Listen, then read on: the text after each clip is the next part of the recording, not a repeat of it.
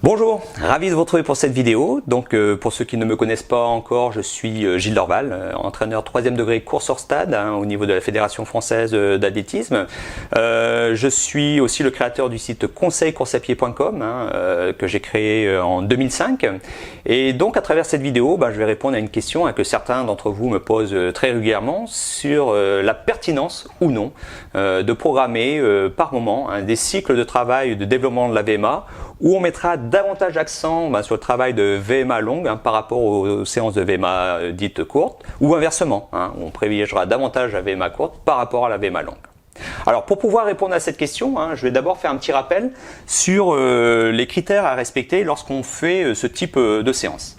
Alors la VMA, pour la VMA dite courte, on va être sur des intensités d'effort qui vont être plutôt proches, qui vont être comprises entre 100 et 105% de ma VMA. Alors quand on fait des efforts de VMA courtes, on sera sur des efforts qui vont être compris entre, on va dire, 30 secondes et 1 minute.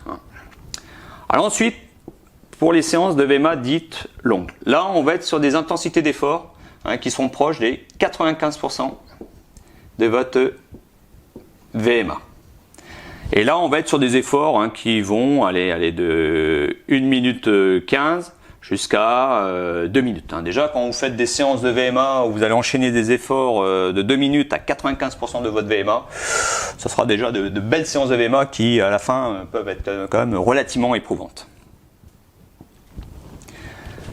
Alors là, maintenant, on va pour mieux comprendre qu'est-ce qui va faire qu'on va plutôt mettre l'accent sur une séance de VMA plutôt courte par rapport à une séance de VMA longue. On va s'appuyer sur un coureur qui a une VMA de 20 km/h.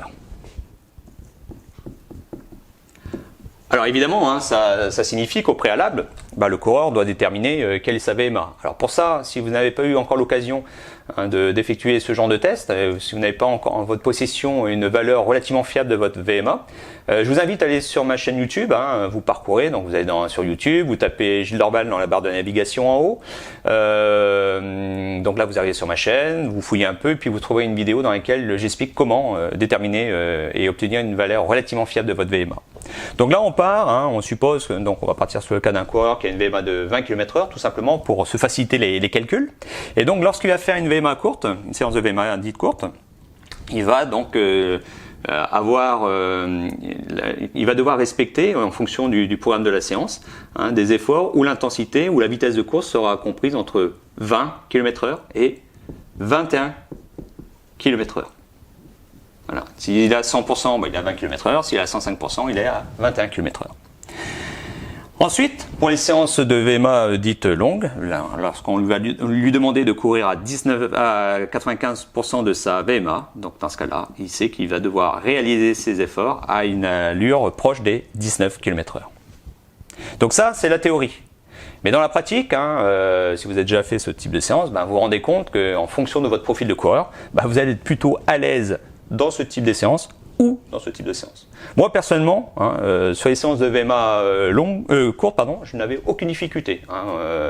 Venant en plus à l'époque où j'étais plus coureur, on va dire, de demi-fond, ce type de séance ne me posait aucun problème. Par contre, quand je devais faire des séances de VMA dites longues, où là j'enchaînais sur des 400, des 500, des 600 mètres, ça devenait déjà plus compliqué.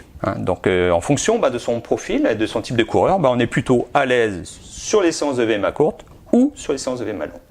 Et là, en effet, il peut être intéressant de temps en temps dans la saison, notamment lorsque vous décidez de programmer un cycle de développement de votre VMA. Je rappelle que la VMA, c'est la vitesse maximale aérobie, c'est le reflet de votre potentiel aérobie. Et plus cette VMA est élevée, et plus votre potentiel de coureur l'est aussi. Donc il est intéressant dans la saison, lorsque vous êtes un peu à distance de la préparation de gros objectifs, de programmer un cycle de développement de la VMA. Et durant ce cycle, peut-être de mettre un peu plus d'accent sur des séances de VMA dites courtes ou sur des séances de VMA dites longues.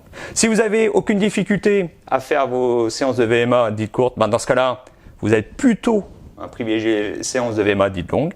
Et inversement, si vous êtes plutôt à l'aise sur ce type de séance, à ce moment-là, vous allez plutôt travailler ce type de séance.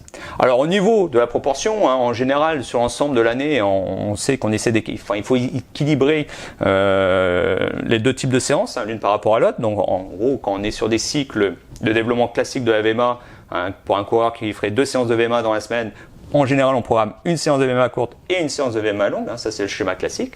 Mais sur des périodes comme ça, un peu plus courtes, par exemple sur un cycle d'1 mois, si vous êtes plus à l'aise là-dessus, vous allez pouvoir programmer par exemple 2 séances de VMA longue pour une séance de VMA courte. Et inversement, si vous êtes à l'aise sur ce type de séance, vous ferez une séance de VMA longue pour 2 séances de VMA courte. Donc l'idée, voilà, c'est de privilégier un tout petit peu une séance au regard de l'autre. Alors par contre, évidemment, si vous partez sur ce schéma, hors de question de programmer plus de 2 séances de VMA dans la semaine, et à vous d'essayer de vous organiser pour que vous ayez, pas 2 séances de VMA longue dans la même semaine. Là, ça va commencer à faire un peu beaucoup, mais vous pouvez commencer par exemple début de semaine une séance de VMA courte, fin de semaine une séance de VMA longue, et en début de semaine suivante, de retour, une séance de VMA longue. Après, une séance de VMA courte, une séance de VMA longue, et ainsi de suite. Vous alternez comme ça, 2 séances de VMA longue, une séance de VMA courte. Mais uniquement sur une petite période comme ça d'un mois. Et après, évidemment, sur le reste de la saison, là, vous gardez l'équilibre entre les séances de VMA courte et les séances de VMA longue. Voilà, écoutez, si vous aussi vous désirez mettre en place un entraînement efficace en course à pied, que ça soit sur 10 km, semi-marathon, marathon ou en trail, je vous invite tout simplement à cliquer sur le lien situé sur cette vidéo ou en dessous de cette vidéo. Et ainsi, je vais pouvoir vous faire parvenir toute une série de vidéos gratuites et de conseils gratuits sur l'entraînement en course à pied. Et pour ma part, je vous retrouve très prochainement pour de nouveaux conseils. Et d'ici là, je vous souhaite un bon entraînement, un bon run. Et puis je vous dis donc à très vite. Bye bye.